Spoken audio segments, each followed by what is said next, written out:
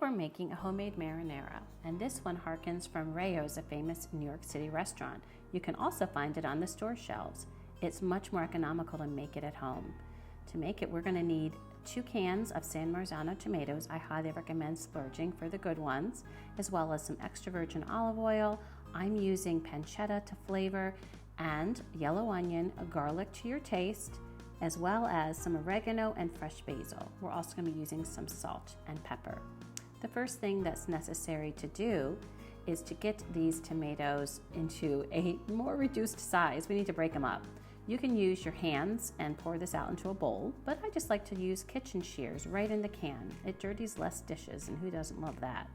You also could whiz it up in a food processor if you like a less chunky sauce. To a cold pan, I'm going to be adding the extra virgin olive oil, a 1/4 cup for this, and I'm going to be adding my pancetta.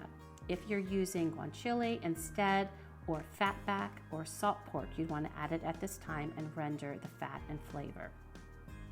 After it is rendered, you're going to be adding some finely chopped onion, as well as some garlic after the onion has softened. I find that having this extra layer of flavor is really desirable.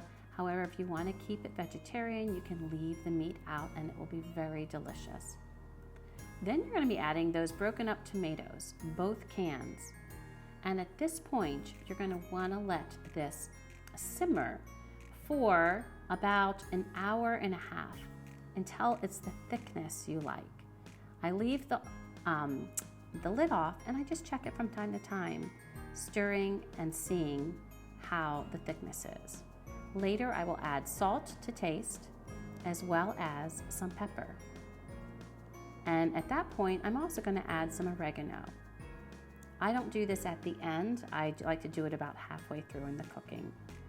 And again, using your spoon to mix and using your eyes and the feel of the sauce to determine if it's thick enough. Here you see it is thickened beautifully. And at this point, I'm going to add some fresh basil.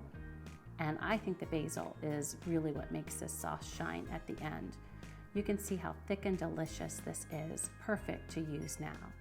And speaking of that, you could add it to some delicious rigatoni, which would make a fabulous meal. Or you could decide to make some chicken parmesan. It would make a wonderful sauce for that. Just add some cheese, pop it in the broiler, and you are good to go. Whatever way you decide to use the sauce, you are sure to not be disappointed. Enjoy!